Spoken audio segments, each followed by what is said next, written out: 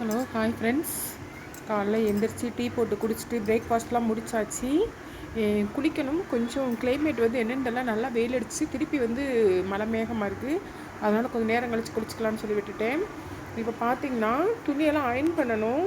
நானும் வந்து நிறையா டைம்ஸ் வந்து இந்த அயர்ன் பண்ணுற இந்த ஏரியாவை நீட் பண்ணி வைப்பேன். பாருங்கள், திருப்பி கசன்னு ஆயிடுச்சு. பிஸ்கட் பாக்கெட்டு, முறுக்கு எல்லாமே இந்த இடத்துல தான் இருக்குது.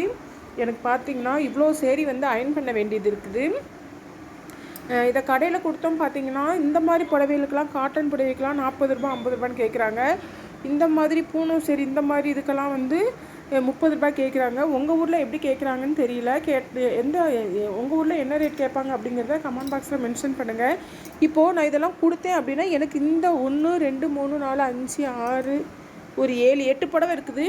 இந்த 8 புடவை அயர்ன் பண்ணுறதுக்கே கிட்டத்தட்ட வந்து நான் ஒரு 300 400 கொடுக்க வேண்டியது இருக்கும். அதையே நம்ம வீட்டில் அயர்ன் பண்ணோம் அப்படின்னா அந்த 300 400 நம்ம சேவிங்ஸ் பண்ண மாதிரி இருக்கும் இல்லையா?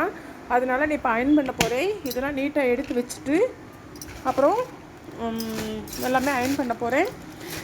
நம்மளுக்கு வந்து மணியும் மிச்சம். அது இல்லாமல் நம்ம புடவையை வந்து நம்மளே வந்து என்ன தான் அவங்க அயர்ன் பண்ணி கொடுத்தா கூட நம்ம நீட்டாக அயர்ன் பண்ணுற அளவுக்கு இருக்குமா என்னங்கிறது எனக்கு தெரியலை. நான் மேக்ஸிமம் பெரும்பாலும் வந்து என்னோடய புடவையை வந்து நான் பட்டு சேரீ, காஸ்ட்லி சேரீ மட்டும்தான் நான் ட்ரைவர்ஸ் கொடுப்பேன். மற்ற எல்லாத்தையுமே பார்த்திங்கன்னா நானே வந்து வீட்டிலே அயர்ன் பண்ணிப்பேன். அது முந்திலாம் வந்து 10 ரூபா 15 ரூபா தான் கேட்டுட்டு இருந்தாங்க. இப்போ நான் கொஞ்ச நாள் கொடுக்கறது கிடையாது. இப்போ பார்த்திங்கன்னா ரொம்ப காஸ்ட்லியாக கேட்குறாங்க. அதுக்கு எதுக்கு நம்ம வீட்டிலே அயர்ன் பண்ணிக்கலாமே. ஏன்னா இந்த இடத்த நீட் பண்ணுறதே எனக்கு பெரிய கஷ்டமாக இருக்கும். நானும் வந்து அயர்ன் பண்ணுற ஒவ்வொரு தடவையும் இந்த இடத்த வந்து நீட்டாக வைப்பேன். ஆனால் பார்த்திங்கன்னா திருப்பி வந்து இங்கனக்குள்ளேயே வந்து போட்டிருப்பாங்க.